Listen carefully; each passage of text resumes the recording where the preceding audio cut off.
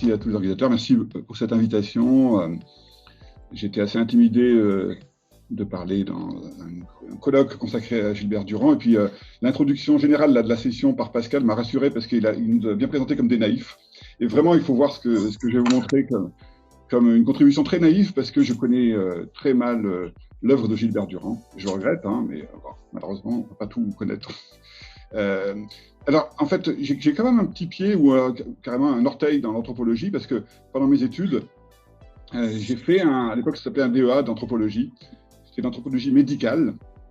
Et il y a à l'époque un livre qui m'avait beaucoup passionné et qui, je pense, m'a marqué. Et vous allez peut-être voir un petit peu le fil rouge derrière ce que je vais vous raconter. C'était un livre qui était un livre collectif co-signé par Marc Auger et Claudine Erslich, qui s'appelait Le sens du mal. Le sens du mal, c'est donc un ouvrage collectif. Alors, je ne me souviens pas du détail, mais je sais que notamment l'article de Claudine Erslich était vraiment extrêmement intéressant. C'est en fait, si vous voulez, l'approche culturelle de la maladie. Hein. C'est qu'est-ce que la maladie va entraîner dans la culture, etc. Et donc, bon, peut-être que vous voyez un petit peu le lien que je vais essayer de suggérer là, dans ce que je vais vous présenter. Donc, mon titre, c'est un titre un peu à rallonge, Le merveilleux à l'épreuve de la neurologie, culture populaire et clinique du cerveau. J'ai souligné les deux mots importants du titre, parce que c'est de ça que je vais vous parler. Et puis, j'aime bien cette citation, parce qu'elle introduit bien ce que je vais vous dire. Elle est due à l'inventeur anglais Michael Faraday, qui dit « Nothing is too wonderful to be true if it be consistent with the laws of nature ». Et en fait, bon, c'est sûr qu'on est au 19e, au moment où on pense qu'avec la science, on va tout comprendre et qu'il n'y aura plus de mystère, toute la nature sera comprise, y compris les choses les plus étranges. Mais là aussi, le mot important, c'est wonderful. Wonderful, il faut le comprendre comme make me wonder. C'est ce qui vraiment va me surprendre, m'étonner, me bouleverser quelque part. C'est le sense of wonder des artistes. Hein. C'est ce qui, tout d'un coup, nous estomaque et nous conduit, nous introduit à un monde merveilleux. Alors, ce monde merveilleux, il a ses racines dans, au départ, l'inconnu. Et l'inconnu, il est vaste. Hein.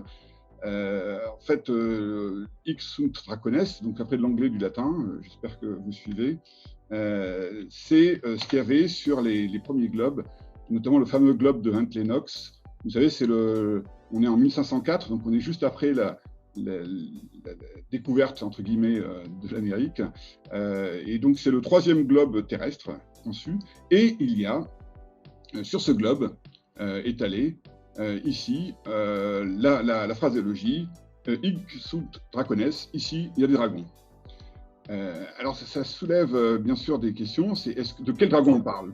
Est-ce que c'est des dragons vraiment comme on l'imagine à l'époque, c'est-à-dire les dragons qui peuplent notamment les fonds marins, qui sont si vastes et si dangereux, donc le fruit de notre imagination, ou est-ce qu'il s'agit authentiquement, parce qu'après tout, on est en Indonésie, dans ces eaux-là, de dragons tels qu'ils ont été vus et qu'ils arrivent déformés jusqu'à nous, et qu'on va ensuite nommer le dragon de Komodo, par exemple, etc. Donc, toujours un petit peu la question, est-ce que derrière ce monde d'inconnu, il y a des choses qui relèvent de la réalité? Parce qu'en fait, notre cerveau est statisticien, c'est-à-dire qu'il est entouré de choses qu'il considère comme faisant partie de son monde habituel, de son monde normal, et il va s'attendre à être confronté, en gros, à une distribution des traits, à la fois des traits physiques et des traits comportementaux, dans la population qui l'entoure, dans ce qui lui arrive, de manière statistique. Il y a des choses qui sont extrêmement fréquentes, banales, puis il y a des choses qui sont plus rares, et puis plus on s'éloigne des traits médians, plus on va éventuellement rencontrer l'interrogation. Et en fait, si on considère par exemple, là ici je vous ai fait une représentation, une distribution normale, vous avez, lorsqu'on s'écarte des valeurs médianes, et bien au-delà de 3 écarts types, vous avez des choses qui sont extrêmement improbables. Donc 0,7%, 99,7% de la population se trouve entre ces deux limites et 0,3 sont à l'extérieur. Et c'est là qu'on a besoin de théories, c'est là qu'on a besoin d'émettre des hypothèses pour essayer de comprendre ce à quoi on est confronté. Donc, Hic sunt theoria, aujourd'hui on n'a peut-être plus de dragons, mais on a encore des théories, j'y reviendrai à la fin de ma présentation. Alors, premier point, pourquoi la neurologie? Pourquoi la neurologie en tant que discipline clinique? Donc moi je suis neurologue, je suis clinicien, je rencontre des cas, et en fait la neurologie est un terrain fertile de l'imaginaire. Donc lorsqu'on aborde la clinique neurologique, on va être confronté à des choses qui non seulement sortent de l'ordinaire, mais en plus vont affecter certains domaines des relations qui sont particulièrement sensibles. Le cerveau, je ne rentre pas dans les détails, mais il s'organise de manière complexe et essentiellement, il va toucher à la vie de relation. La vie de relation à travers le module perception-action, à travers le langage bien sûr, la mémoire, la motricité, la locomotion, l'autonomie et l'alternance veille-sommeil dont Sophie Schwartz a si bien parlé. Et en pathologie, lorsque ça s'altère, lorsque ces domaines s'altèrent, eh bien, ça va produire des altérations du comportement, des troubles du langage, aphasie, des troubles de la mémoire, amnésie, des paralysies, des troubles de l'éveil de la conscience. Donc, en fait, ce domaine de la pathologie est un domaine très spécifique qui, en fait, touche les gens sur un point, qui est la vie de relation, qui va nous solliciter de manière très importante, plus importante, par exemple, que quelqu'un qui simplement se plaint de douleurs abdominales, etc.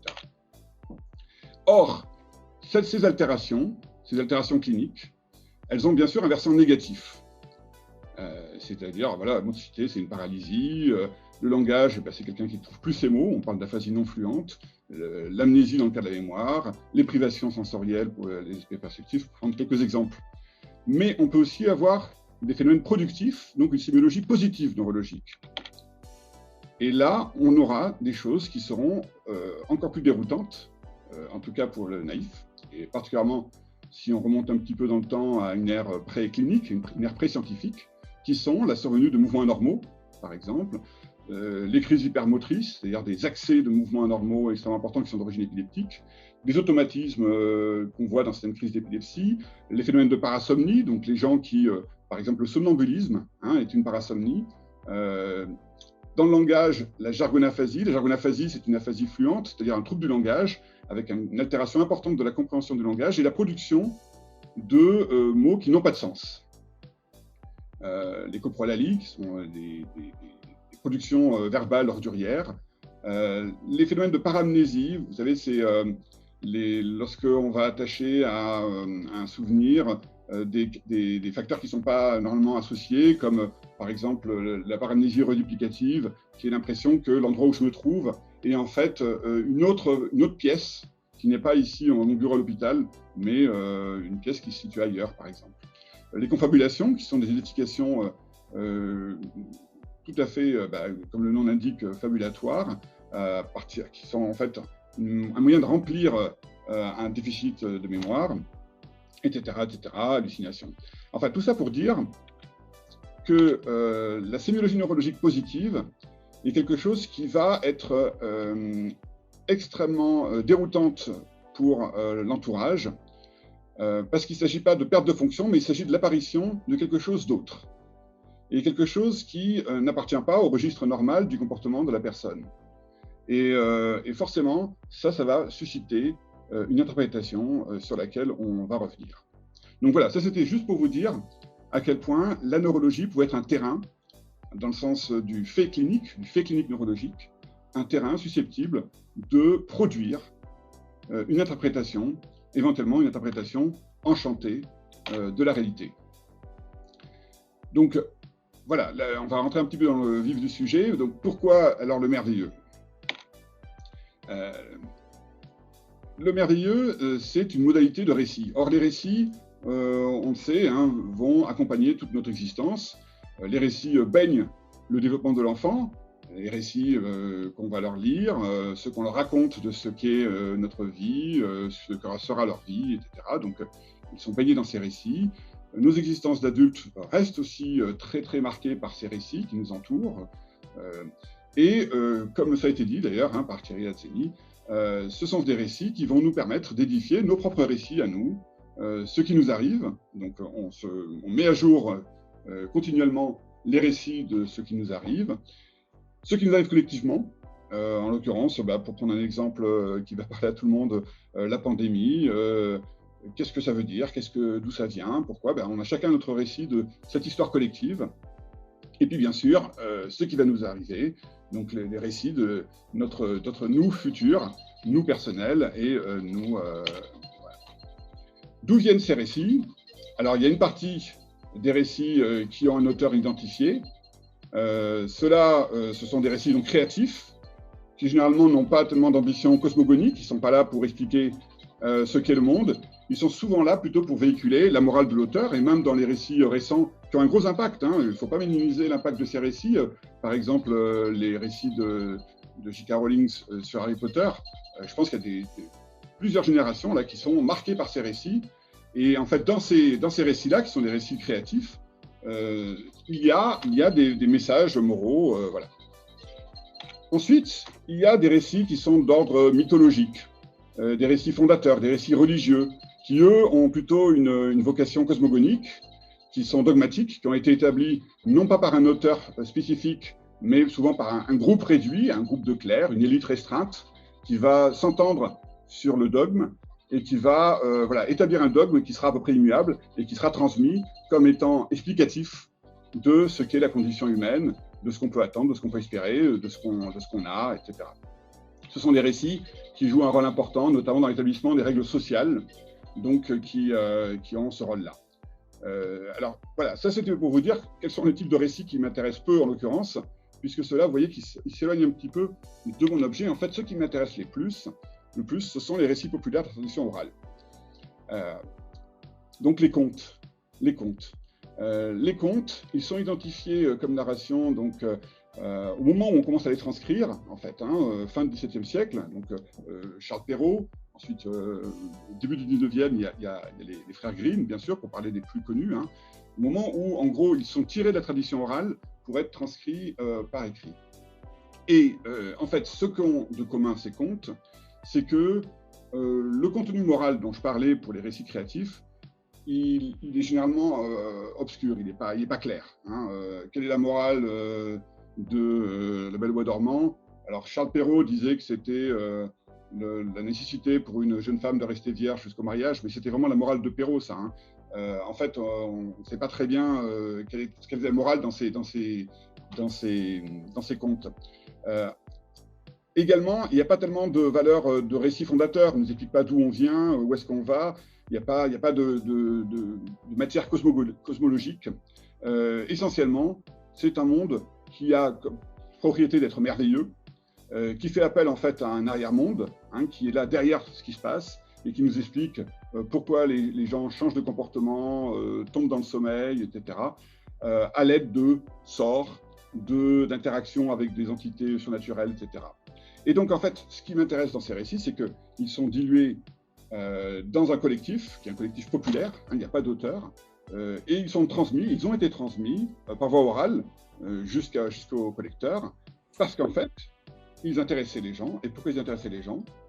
Parce que, ils étaient merveilleux, donc merveilleux dans le sens où il valait la peine d'être transmis, et d'autre part, parce que peut-être qu'ils étaient aussi en résonance avec ce qu'ils voyaient, ce qu'ils croisaient de ci et de là.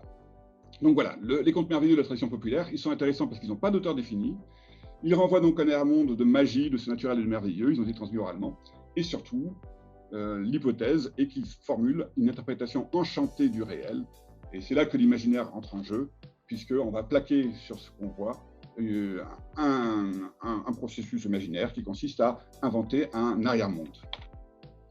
Et en fait, qu'arrive-t-il à ces personnages? Eh bien, certains de ces personnages sont comme vous et moi, et puis il leur arrive quelque chose, c'est-à-dire que leur comportement, alors qu'il était tout à fait normal, une princesse, un prince, un enfant, va s'altérer brutalement, profondément.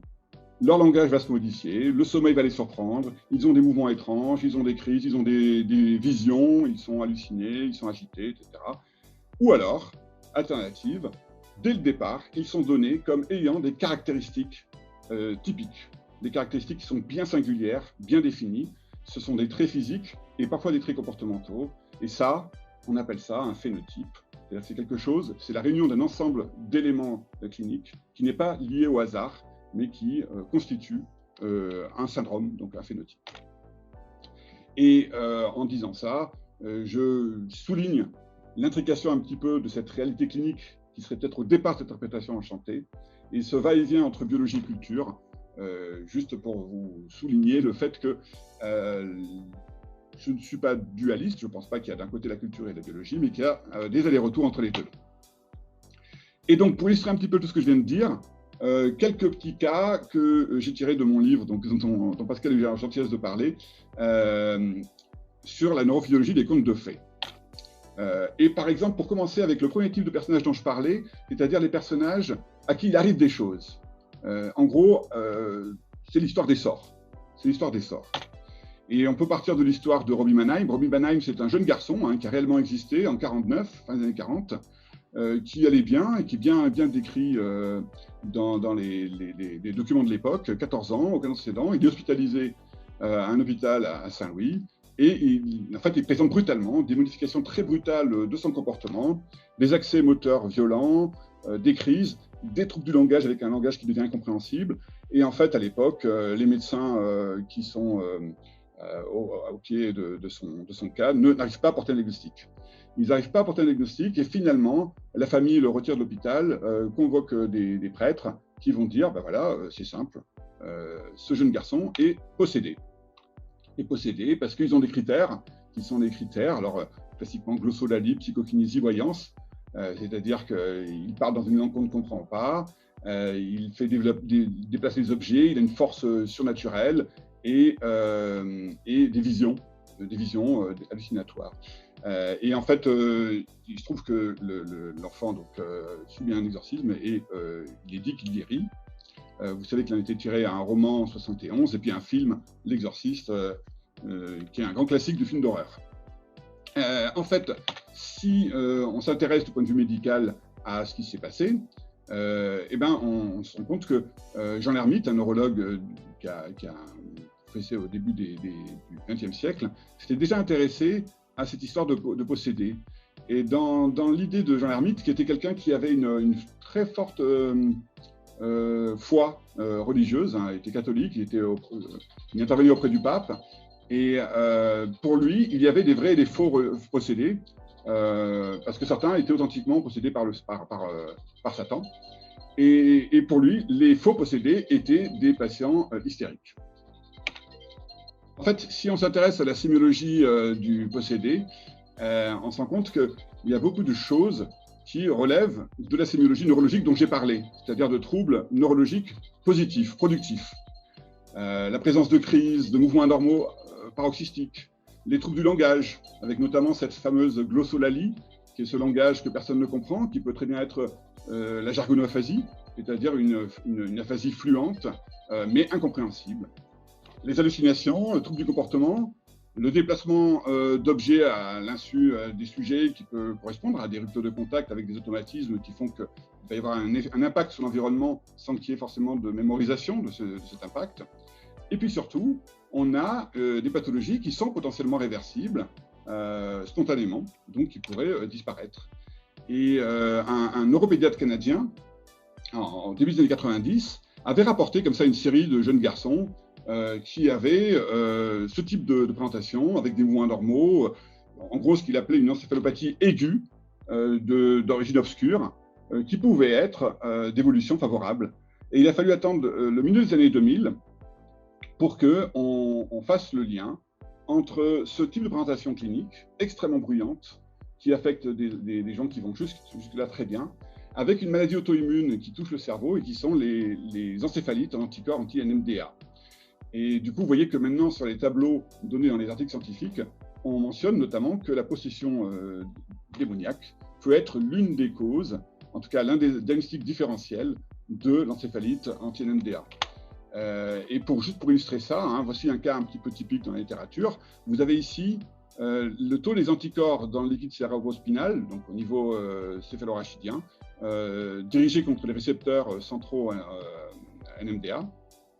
Et vous avez l'histoire clinique avec les crises, le coma, les mouvements anormaux, l'amélioration progressive, les vocalisations, les mots inintelligibles, qui deviennent intelligibles, et petit à petit la récupération avec les traitements, et qui va suivre en parallèle en gros la disparition la normalisation du taux des auto-anticorps dirigés contre ce récepteur, NMDA, qui est un récepteur qu'on connaît bien, c'est un récepteur notamment au glutamate, et qui, par exemple, est la cible de la phencyclidine. La phencyclidine, c'est une drogue illicite, hein, c'est l'angel dust, qui vient antagoniser ce récepteur. Autrement dit, c'est un récepteur, si on commence un petit peu à discuter avec lui en mauvais termes, eh ben, ça produit de la psychose et de gros troubles hallucinatoires.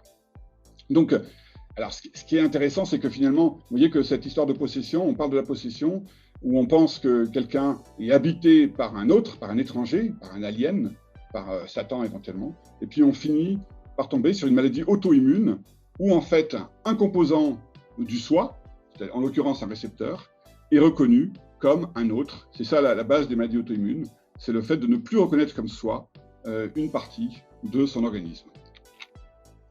Un petit mot sur la belle au bois dormant, je vais aller assez vite, parce que faut juste vous rappeler qu'elle se pique, elle s'endort, et dans l'histoire telle qu'elle est racontée, elle tombe dans un profond sommeil.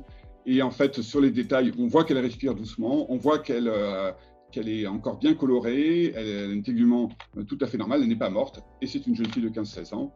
En fait, si on s'intéresse aux faits cliniques, c'est-à-dire si on se dit, est-ce qu'il est possible que des gens aient vu une jeune fille s'endormir brutalement devant eux, et que sans explication scientifique à l'époque, sans pouvoir appeler le SAMU qui n'existait pas parce qu'on est 500 ans en arrière, ils ont fini par édifier un récit. Eh ben, on peut se dire, voilà, on est devant une adolescente qui n'a pas de cas familiaux, déclenchée par une douleur, un choc psychologique, et puis la fermeture des yeux, le sommeil, la respiration régulière, la coloration tégumentaire. C'est en gros une hypersonie adolescente, et en fait, on a des pathologies qui, chez les adolescentes, peuvent entraîner des brusques accès de sommeil. C'est le cas de la narcolepsie, hein, à laquelle on pense en priorité, mais on a par exemple le syndrome de Klein-Levin, qui touche davantage les adolescents masculins, mais qui, dans les pays anglo-saxons, est appelé le Sleeping Beauty Syndrome, c'est-à-dire le syndrome de la belle au bois dormant, et qui est aussi à l'origine de brusques accès assez prolongés de sommeil. Maintenant, il n'est pas certain même que ce soit du sommeil. On peut imaginer d'autres situations où on a tout d'un coup quelqu'un qui s'effondre devant soi et qui ne réagit pas, et qui n'est pas mort. Et puis, autre chose, on peut aussi s'attarder sur un petit point de l'histoire du conte, qui est le fait que la Belle au bois dormant n'est pas la seule à dormir. Dans le château, je ne sais pas si vous vous souvenez, tout le monde s'endort. Tout le monde s'endort, et les gravures le montrent bien, hein, on se retrouve avec un château qui est entièrement plongé dans le sommeil. Or, au moment où on commence à fixer ce conte, eh ben, il y a des épidémies d'encéphalie léthargique, notamment au nord de l'Europe, à Copenhague en 57, en 58 en 61 en Angleterre. Et Laurie Wynne Carlson, qui est une historienne, avait émis l'hypothèse que ces épidémies d'endormissement massif, donc il faut imaginer des villages entiers plongés dans le sommeil, et puis aussi aller nourrir cette interprétation du conte. Je vais passer au personnage. Donc, je vous disais un petit peu les deux grandes situations, toujours un petit peu pour illustrer cette façon de voir un peu les contes avec une perspective neurologique. Je vous disais, donc, il y a des gens qui vont bien, qui subissent un sort et tout d'un coup développent des altérations importantes de leur comportement ou de leur éveil. Et puis, il y a des personnages qui, dès le départ, sont définis comme étant particuliers. Et ces traits sont remarquables. Ils ont donc des traits physiques, une apparence qui est remarquable. Ils ont des pouvoirs, des dons, des capacités hors normes. Et ce caractère, généralement, est non réversible. C'est le cas, par exemple, vous savez, des géants. Et Éric Buffetot, le paléontologue, a montré comment la découverte de fossiles, par exemple de fémurs, de grands animaux préhistoriques, pouvait avoir nourri ces représentations de géants. Pour ce qui est du loup-garou, je vais passer vite dessus, c'est un personnage très important. Vous savez qu'il y a presque autant de loups-garous que de sorcières qui ont été brûlées à l'époque de la Renaissance. C'était quelque chose qui était très très répandu, qui était très identifié. Les collègues dermatologues ont pensé que ça pouvait être en fait, au départ, des gens qui souffraient d'affections qui vont entraîner une hypertrichose, c'est-à-dire un développement excessif de la pilosité, notamment faciale. Mais une hypothèse qui a été mise en avant par un neurologue londonien dans les années 60, c'est la porphyrie. La porphyrie aiguë intermittente, c'est une maladie métabolique qui va entraîner pas mal de troubles, notamment au niveau de la peau, avec des grandes ulcérations, une non-altération, et puis ce sont des gens qui sont très photosensibles. Comme ils sont photosensibles, ils ne s'exposent pas au soleil, et ils ont tendance à s'abriter et à rester voilà, soit cloîtrés, soit plutôt vivre nuitamment. Et en fait, si on se reporte un petit peu à une époque où l'étrangeté, où la différence était encore plus mal tolérée qu'aujourd'hui, on va dire, et bien c'était des gens qui étaient facilement stigmatisés, surtout dans les petites communautés, et pouvaient par exemple être chassés des villages et devoir donc vivre aux alentours nuitamment et la nuit aller récupérer un petit peu de quoi vivre, de quoi survivre pour le chaparder dans les habitations. Et donc si ces gens-là étaient découverts, eh bien, ils étaient pourchassés, ils étaient poursuivis et ça pouvait laisser, ils pouvaient se défendre et donc laisser l'impression de gens mal intentionnés, alors que sans doute c'était des gens qui essayaient de survivre. Et lorsqu'on voit un petit peu les ulcérations majeures du visage telles que les montre Illis dans son article, on dit qu'effectivement, si ces gens-là qui étaient chassés des villages et qui vivaient aux alentours, lorsqu'ils arrivaient de nuit pour récupérer de quoi vivre et qu'ils étaient découverts, pouvaient imprimer fortement les témoins et leur faire générer des récits. Un autre exemple, c'est les elfes. Les elfes, c'est la mythologie plutôt du nord, de l'Europe scandinave. Ils ont toujours été définis avec... Alors, je ne parle pas des elfes tels qu'ils sont un petit peu reconsidérés depuis Tolkien, avec une autre vision de l'elfe. Je parle vraiment de l'elfe de la tradition scandinave. Donc, les caractéristiques, c'est une grande bouche, une petite taille, et puis un comportement qui est quand même très vite défini par un attrait pour la musique et une sociabilité très marquée avec une grande empathie et une compétence langagière importante. En fait, l'histoire des elfes et de leur version neurologique, elle est marquée par un médecin, un cardiopédiatre, qui s'appelle le docteur Williams, qui, dans les années 60, croise des enfants avec des malformations cardiaques. Il en trouve plusieurs, et il finit par se dire que ça a un sens de les réunir. Et il les réunit notamment parce qu'ils ont une dysmorphie, donc un aspect du visage, qui lui fait penser à des elfes. Ils ont une grande bouche, des petits yeux, un nez retroussé, et il va penser qu'il s'agit, donc dans son papier qui décrit ce syndrome de Williams, qui au départ est un syndrome avec une malformation cardiaque, il dit il ressemble à des elfes. Et quelques années après, Beuren, qui est un Allemand, va dire mais en fait, ces enfants-là qui souffrent de ces malformations cardiaques, ils ont aussi un comportement qui est tout à fait particulier, notamment ils ont une dissociation importante entre les aspects pratiques et le langage. Et puis, ils ont des compétences extraordinaires dans le domaine social et dans la musique. Et ça, c'est vrai que c'est quelque chose qui, ensuite, une fois que le syndrome sera bien connu, maintenant on connaît les mutations, sera confirmé par toutes les études, ce sont des enfants qui ont des compétences musicales assez fortes et qui ont notamment des facultés empathiques extrêmement marquées. Les gens qui travaillent, donc ces enfants qui par ailleurs ont de gros troubles praxiques, donc sont souvent pris dans des établissements spécialisés à titre éducatif. Et les gens qui s'occupent d'eux disent bien que ce sont des enfants qui perçoivent très très vite l'état émotionnel des gens, dans quel état les gens se trouvent, avec une très forte empathie. Et du coup, ça a beaucoup stimulé la recherche parce que c'était un petit peu le miroir de l'autisme, avec des choses qui sont extrêmement développées, là où l'autisme, au contraire, est très très altéré. Donc de recherche, la familiarité, ce sont des enfants qui sont très vite familiers dans les réunions, ils vont très vite aller d'un invité à un autre pour se présenter, pour discuter, etc. Et puis au contraire, de gros troubles visio-praxiques, avec par exemple, là ici, lorsqu'on demande à un enfant qui a un syndrome Williams de dessiner un éléphant, voilà le dessin qu'il fait. Et voilà ce qu'il en raconte. Et je n'ai pas le temps de vous le lire, mais il a beaucoup de choses à dire sur ce qu'est un éléphant. Et en fait, ce qui est intéressant, c'est de voir que finalement, dans ces traits phénotypiques comportementaux, c'est-à-dire cette façon d'être, eh bien, on retrouve beaucoup des traits qui étaient décrits chez les elfes scandinaves, c'est-à-dire des gens très, très empathiques, très tournés vers le social, très musicaux et très prompts à développer le langage. Donc la ressemblance, ce n'était pas seulement physique, ce n'était pas seulement les traits du visage, tels que les pensait Williams, mais c'était aussi le comportement. Je vais en finir avec une petite digression qui revient un petit peu sur ce qui a été dit, je crois que c'est Pascal qui en parlait, comment notre cerveau est habile de nous raconter des histoires. En fait, notre cerveau est donc très très habile pour identifier des patterns. Là, je vous raconte juste l'histoire du galet de Pamsgat. Vous savez, c'est ce galet qui a été découvert dans une grotte avec des ossements d'Australopithèque, donc qui remontent à 2-3 millions d'années, Australopithèque. Et c'est un galet qui vient de cette rivière qui est à 20 miles, donc environ une trentaine de kilomètres, ici. C'est un galet qui n'a rien à faire dans cette grotte, puisqu'il a fallu le transporter depuis la rivière jusqu'à la grotte.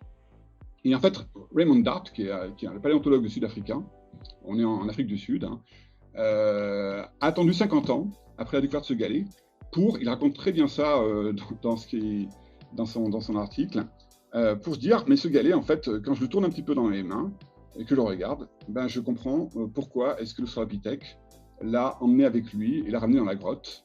Parce qu'il n'y a aucune raison de trouver ce galet-là à 30 km de son point d'origine. C'est un galet qui a été poli par la rivière. Et il dit, en fait, il fallait se mettre dans la tête de l'Australopithèque, il faut emprunter le point de vue de l'Australopithèque pour réaliser qu'il s'agit d'un smiley. C'est une forme de visage. Et l'Australopithèque a détecté ce pattern et il l'a trouvé suffisamment intéressant, c'est aussi intéressant à noter, pour l'emmener avec lui. Et bien sûr, ça rappelle un petit peu ce qu'avait rapporté Laura Gourand dans Le geste et la parole, qui sont on est plus tard, c'est des néandertaliens du Moustérien, qui, dans une grotte, donc, avec les ossements de néandertaliens, il y avait cette collection, une véritable collection de fossiles, c'est-à-dire que les formes biologiques, totalement inutiles pour le néandertalien, avaient un sens, et le néandertalien a détecté des patterns, qui sont des patterns biologiques, et en a fait une collection qu'il a ramenée dans sa grotte. Donc, voilà, ce que disait Laura Gourand, c'est l'art figuratif proprement dit est précédé de quelque chose de plus obscur et de plus, je suis embêté par ma barre de zoom, et de plus général, qui correspond à la vision réfléchie des formes. Ces objets sont insolites, qui n'appartiennent pas directement au monde vivant, mais qui en exhibent des propriétés ou les reflets des propriétés. Donc, voilà, ce qui m'intéresse, c'est cette propriété, vous voyez, extrêmement ancienne, de détection de formes, de patterns. Alors ça, c'est des termes que j'emploie moi. J'ai l'impression que les Durandiens vont dire image. C'est mon sentiment, mais vous me corrigerez. Alors, le Mentaculus, qu'est-ce que c'est? Le Mentaculus, j'ai trouvé ça dans un film, Say Osman, des frères Cohen, de 2009, qui raconte l'histoire de ce professeur de physique théorique, qui est ici, qui est Larry Gopnik. Larry Gopnik, il enseigne la physique théorique. Autrement dit, vous voyez, les signes, les symboles, il connaît tout, il peut tout expliquer. Et même un chat qui est à la fois vivant et mort, ça, il peut expliquer, il est très bon pour ça. Or, Larry Gopnik, il arrive une suite de bricoles, et l'une de ces bricoles, pas la moindre, et donc l'histoire du film, c'est quel sens il va pouvoir trouver à cette avalanche de bricoles qui lui arrivent, qui sont des bricoles assez embêtantes. Mais l'une de ces bricoles, c'est le fait qu'il a, sur son canapé, chez lui, son frère, et son frère, qui est psychotique, tient un Mentaculus. Le Mentaculus, c'est ça. On a des images dans le film de ce qu'il réalise. Le Mentaculus, c'est un carnet sur lequel le frère de Larry Gopnik va dessiner sans arrêt, il passe des heures à faire ça, ces signes extrêmement complexes, qui dessinent des formes qui, clairement, n'ont pas de sens évident, on va dire. Je vous ai mis un autre extrait. Cependant, on voit qu'il y a des flèches, il y a des termes, il y a des signes, il y a peut-être des équations, il y a peut-être des... Donc, en fait, ce Mentaculus va stimuler notre détecteur de formes en lui disant, il y a quelque chose, il y a un sens là. Mais il est bien difficile à trouver, effectivement. Il est très difficile à trouver. Parce que notre cerveau est un expert pour détecter les formes, les patterns. Ça, pour l'Australopithèque, comme pour nous, c'est un bonhomme. C'est une forme très simple, on arrive à détecter. Même dans une image un peu ambiguë, alors je ne sais pas si vous allez arriver à trouver les formes, mais vous pouvez y arriver. Même dans les images ambiguës, on peut détecter des formes, parce que notre cerveau, encore une fois, est un super expert dans la détection de formes. Et il est même tellement expert qu'en quelque sorte, il est presque asservi à la détection de formes. Et ça, c'est l'exemple classique du Stroop, de John Ridley Stroop. Donc c'est un test qui a presque 100 ans, où vous savez que la tâche, il s'agit de lire non pas ce qui est écrit, mais de donner le nom de la couleur dans laquelle le mot est écrit. Donc ici, au lieu de dire jaune, vous devez dire vert, rouge, bleu, Maintenant, quand on fait le test, on se rend compte que c'est loin d'être évident. Pourquoi? Parce que notre détecteur de forme est tellement puissant, alors via des structures qui sont des structures à la base occipito-temporales qui s'appellent les gyrus fusiformes, hein, qui sont de très très robustes détecteurs de forme de visage, forme de lettres, et qui fait que on va être soumis à l'injonction de détecter la forme qui est pour nous évidente, qui est la forme des lettres et la forme des mots. Donc, nous avons un système détecteur de forme qu'on peut tester, hein, qui est testé. On peut montrer comment le cerveau, c'était fait dans une étude, comment le cerveau, parce que non seulement on est expert en détecteur de forme, mais on a des propriétés qui nous permettent de généraliser très rapidement les formes. Hein, contrairement à l'intelligence artificielle qui a besoin de mouliner des millions d'images pour arriver à détecter des formes, il nous suffit de quelques exemplaires pour savoir à quoi correspond telle ou telle forme. Donc, tout ça pour arriver au fait que cette extrêmement grande sensibilité aux régularités fait que nous sommes aussi extrêmement sensibles aux irrégularités. En pratique clinique, c'est ce qu'on teste nous en réanimation, par exemple, avec la mismatch negativity, le fait que lorsqu'on envoie une série de sons et qu'on fait dévier l'un des sons, on aura des réponses spécifiques neuronales qui vont nous indiquer que le sujet peut traiter une stimulation déviante dans une série continue.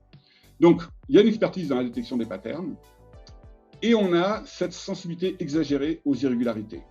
Donc, irrégularité, par rapport à ce que je vous ai raconté jusqu'à présent, c'est en gros notamment ce domaine de l'inconnu, du merveilleux, de la pathologie étrange, qui fait que ça va susciter chez nous le besoin de générer des théories et de formuler des hypothèses. Et c'est cette sensibilité aux irrégularités qui est à la source des récits qu'on se raconte et qu'on continue de se raconter tout le temps. Et si vous avez un tout petit peu de temps de lecture, et j'ai écrit un article récemment là dans AOC sur ça, sur le fait que dans ces temps de pandémie, dans le régime d'incertitude qu'on rencontre, nos cerveaux ont tous été soumis au besoin de chercher inlassablement des théories qui expliquent ce qui nous arrive, hein, en l'occurrence la pandémie, et avec ces théories, des hypothèses, hein, les théories permettent de formuler des hypothèses qui, vous imaginez, peuvent être un petit peu déviantes. J'en ai fini, juste pour vous dire quelque chose que j'ai trouvé chez une écrivaine canadienne, Rivka Kelchen. We don't know as much as we like to think we know about the brain, pour mettre un peu les choses à leur place. But, il y a un mais, that overconfidence is characteristic of the way the brain works. C'est-à-dire qu'on ne sait pas autant de choses qu'on a l'air de penser qu'on sait sur le cerveau, mais cet excès de confiance, c'est encore une caractéristique de notre fonctionnement cérébral. Juste pour être raccord avec les autres intervenants, j'ai un peu pioché à droite à gauche et j'ai écouté avec beaucoup d'intérêt ce que disait Philippe Walter hier, et notamment parce que ça me permettait de me rapprocher un petit peu à Gilbert Durand, ce qu'il disait sur la cause occasionnelle de l'image. Je pense que c'est un petit peu de ça dont j'ai parlé, j'espère vous avoir intéressé. Je vais remercier Antoine Depolis parce que c'est un grand complice de nos travaux de vulgarisation. Je remercie aussi Alain Carcia et Nicolas Balachev parce que leur conversation m'a beaucoup aidé à préciser certaines choses. Pierre Gélinac, qui est un grand ami neurologue. Et puis, je remercie aussi Christian Abry. Christian Abry, je l'avais croisé il y a peut-être 14-15 ans, il y a un bon petit moment en arrière. On avait bien échangé à l'époque. Et puis, j'ai un peu passé sous les radars, j'ai un peu oublié. Et puis, il s'est manifesté là parce qu'il savait que j'allais parler aujourd'hui. Et on a un peu échangé. Et ça me rappelait tout ce qu'il m'avait apporté dans ces échanges. Donc, merci aussi à Christian Abry. Voilà, merci à tous.